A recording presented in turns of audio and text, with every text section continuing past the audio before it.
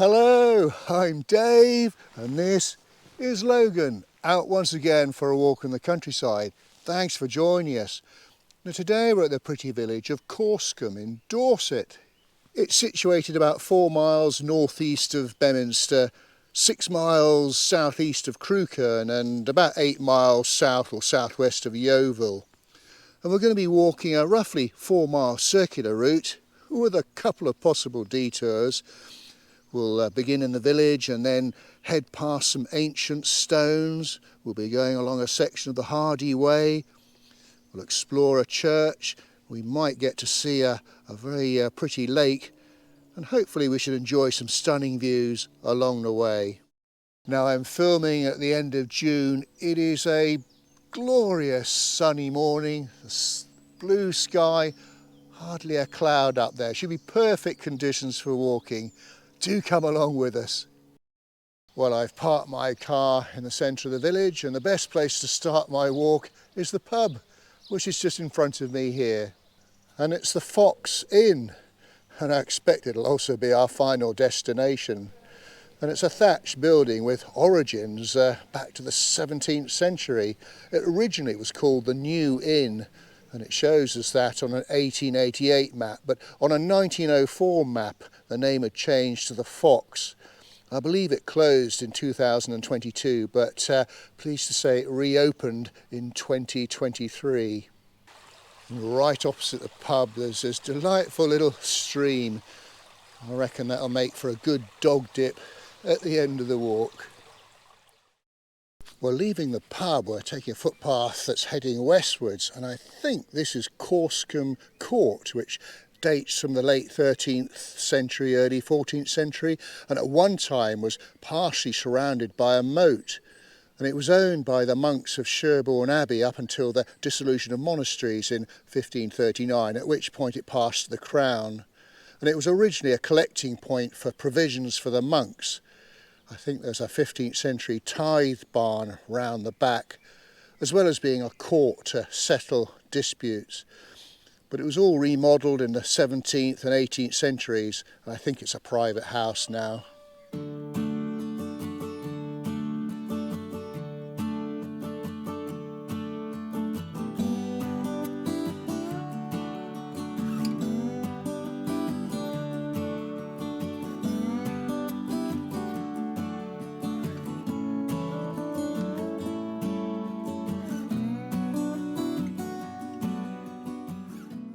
The name Corscombe, well, it comes from the Saxon words course, weg and come. It basically means a valley of the pass road, and we'll see very shortly the remains of a very ancient track. But as far as I can see, there's never been one real overall lord of the manor. The area has always included many small, independently owned farms.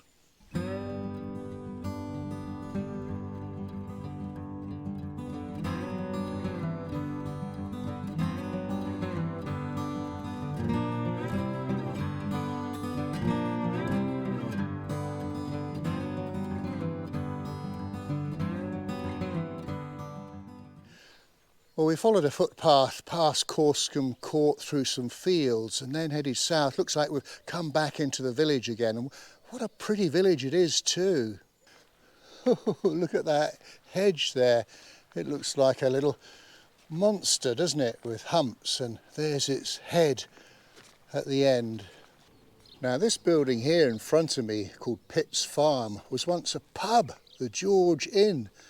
Built in 1760, and it shows as a pub on an 1888 map, but it had closed in 1885 to become a bakery, the Corscombe Steam Bakery.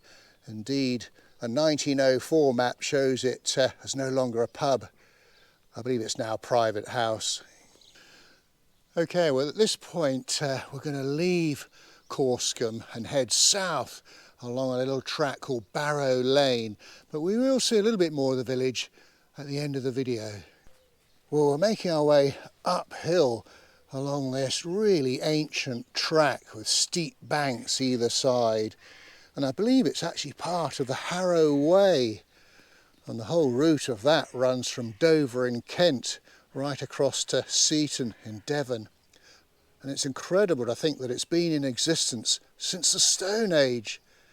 And it's sometimes described as one of the oldest roads in Britain. And in Dorset, well, the Harrow Way can be traced through Corscombe and also to a village to the north.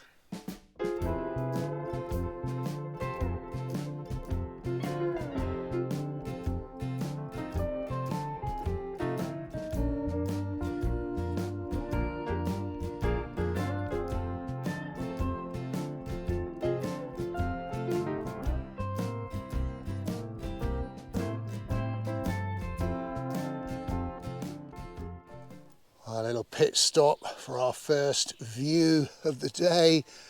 Looking, this must be to the north. Your typical rolling Dorset landscape and the birds twittering away. So I'll just show you where we've been. This is the Barrow Lane, the old ancient track that we've been following up. Come through a lovely bit of woodland. I think it's called Beckham's Coppice, which keeps us nice and cool. Now this is an important part of the walk because I think we actually might come off the track and we go through. It looks like it's a little private estate, but there is a bridleway that goes through it. It's called Linhay or Linhay. And this is the next little section of our walk. So we follow this path through, looks like the bottom of a valley. And we've got some very interesting things to explore very shortly.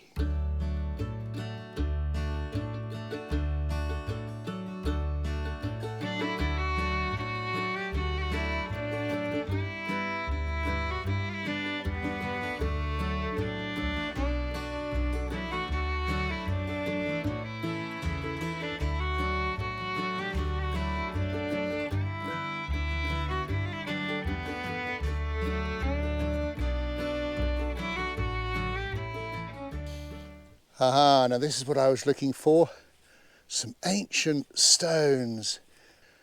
And they're thought to be remains of a Neolithic Long Barrow, but experts aren't 100% sure. Certainly we walked up Barrow Lane to get here. And there are three groups of these stones, and the biggest ones in front of me here are known locally as the Devil's Armchair, or sometimes Granny's Armchair.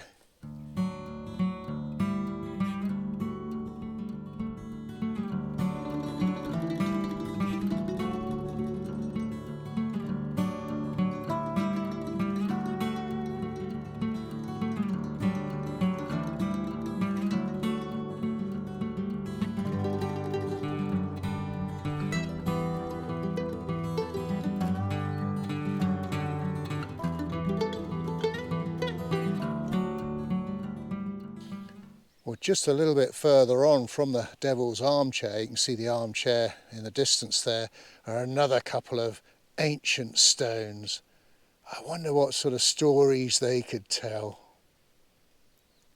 Well, weren't those ancient stones quite something? Right, well, we're going to continue heading southwards across a meadow, still going uphill.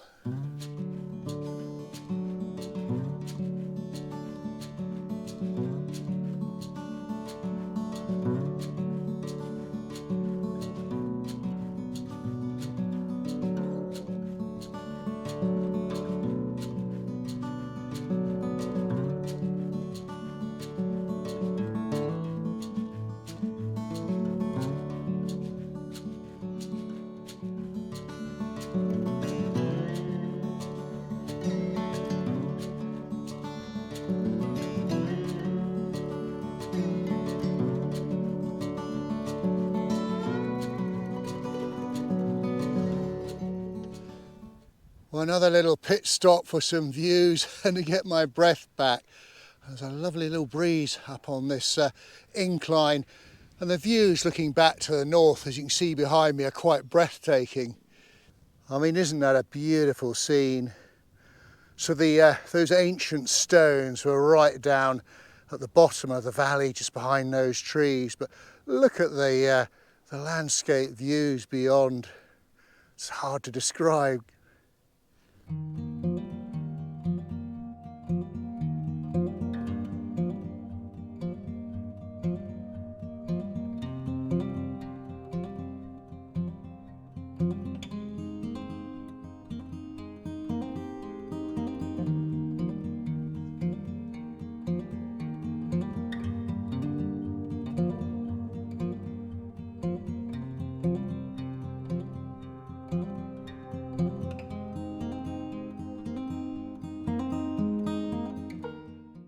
Well, I've made it to the top of the ridge, and before we sort of continue heading eastwards, I'm going to do a little detour to the west to check out something called the Higher Ground Meadow Burial Park. And here is the actual High Ground Meadow burial mound. It's very much an alternative to traditional burials to allow folk to be buried in the countryside. And this round barrow in a Neolithic style was built in 2018, and it's made of Portland stone, something like 900 tons of it. And inside there are 11 passageways and a central chamber, and it's shaped a bit like a clock face inside if you could slice the top off and look from above. And these standing stones that lead up to it represent the 7 days of the week. And inside there are something like 900 recesses to hold the urns of ashes. Indeed, I was reading the other day that in the UK 80% of folk get cremated these days. Oh, what a fascinating place. Okay, I'm going to retrace my steps and get back onto our proper route and start heading eastwards. Incidentally, the busy road that you can probably just about hear is the A356 Dorset to Crewkerne road. It's the old turnpike road established in the 18th century, built high up on a ridge to avoid the muddy valley below. Well, this is certainly something that I've seen a lot of this year, buttercups. Hundreds and thousands of buttercups. It's been such a terrific year for them. And of course they look quite splendid in the golden sunshine. Well, a little update on the route. We're now approaching Coombe Bottom, and we're joining up with an old friend of ours, the Harrow Way, which is that 220-mile long distance path that winds its way across Dorset, linking places that have got a connection with the author and poet Thomas Hardy. And it starts at Higher Bockhampton, where he was born, and finishes at Stinsford Churchyard, where his heart is buried.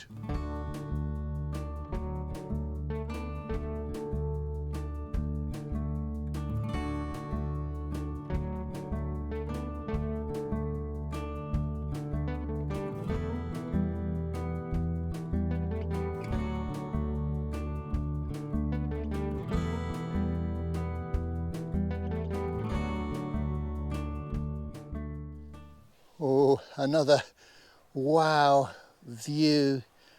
I think this is Coombe Bottom, and if I'm reading my map correctly, I think we follow a path that basically goes down to the bottom of it. But oh, isn't it beautiful?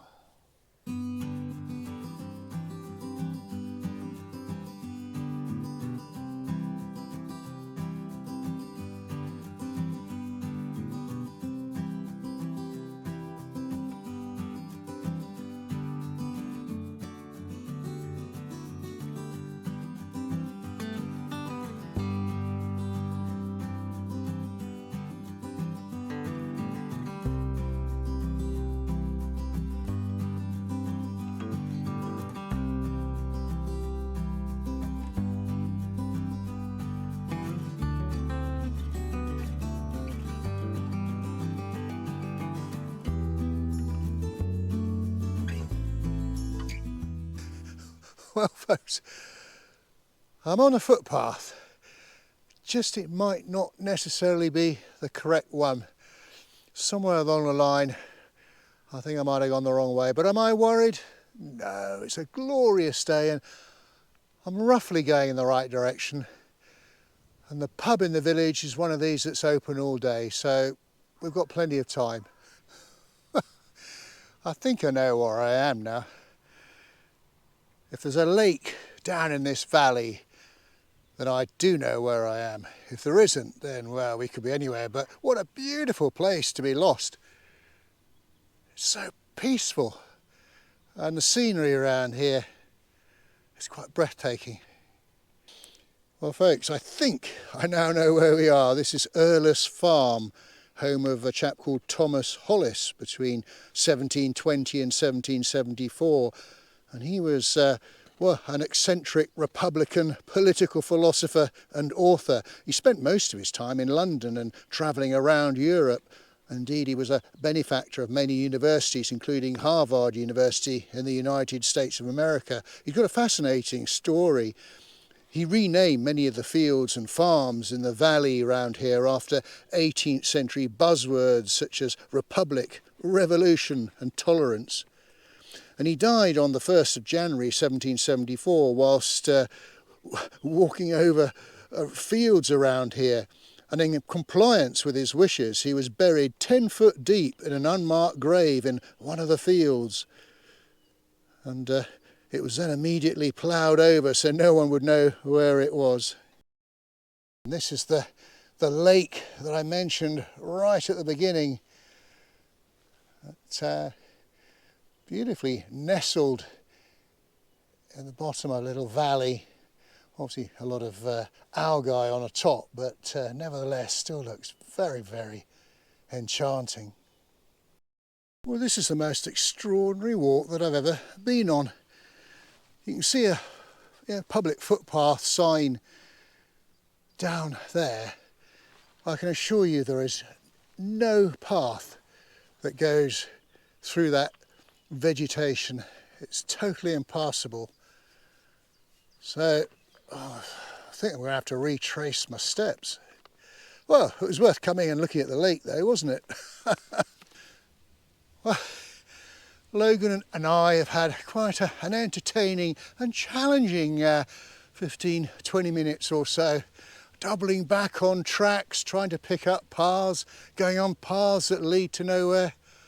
Anyway, we're now back on what looks like civilization, a sort of tarmacadam track. I think this is going to take us to the church. Fingers crossed. And this is the very welcome sight of the Church of St Mary at Corscombe, high above the village. Now, Frederick Treves, in his 1906 book Highways and Byways in Dorset, described it as, I quote, a handsome building, and also within, I quote, an exceedingly fine location. Its origins go back to 1315, but it was largely rebuilt in the 15th century and restored in 1875 and again in 1878. The chancel and south aisle was rebuilt and south chapel added at that time. And it consists of a nave, chancel, a west tower, a north porch, a south aisle and south chapel. And I think it's got 6 bells. It was originally dedicated to St Michael, but sometime between 1842 and 1865, the dedication was changed to St Mary. Okay, well, let's have a little peep inside. There's the font on the right-hand side, and the bell tower obviously through there. Now, well, I've come across some comfortable pews in my time, but I wonder who gets to sit in those. And there's some quite ornate windows in the nave. That must be to the south, with the sun streaming through, and a quite magnificent pulpit on the left there, and then just going through into the chancel. Splendid stained glass window above the altar, and then just on the southern side of the chancel is the organ with some quite exquisite patterns painted. This building here, right next to the church, is the old rectory, which dates back to 1560, I believe. So originally was the rectory. I think it's now called Corscombe House. Right, decision time. Now, originally my plan was to do a little bit more into the countryside over to the east before heading up at the Fox Inn, but well, it's 1:30, and a gentleman's got to take lunch sometime, and of course we've got to visit the fox for research purposes for the video, and it's literally just down the road. Let's go to the fox. Just before we pop into the pub, excellent spot for a dog dip in the stream just outside. Lovely cool fresh water. He loves getting his paws wet. Great way of cooling down. He said, I'll stay in here, Dad, if you don't mind. Oh, yeah. It looks a bit deep down there. You're going to have some crisps. Well, folks, here we are in the beer garden of the Fox, and of course we had to finish with a pint of Fox. Oh, lovely. And it's got Pipers, which is Logan's favourites. That should keep him happy. Oh, back to me, I tell you, it's been a challenging walk today for all sorts of reasons. Well, folks, we've come to the end of our walk. We thought we'd do the end scene here by the Devil's Chair. We hope you enjoyed our video today. If you did, please do give us a thumbs up and a like, and do leave a comment. And do check out our Facebook page, Dave's Countryside Walks. So until we meet again, thanks for watching, and cheerio. Good boy.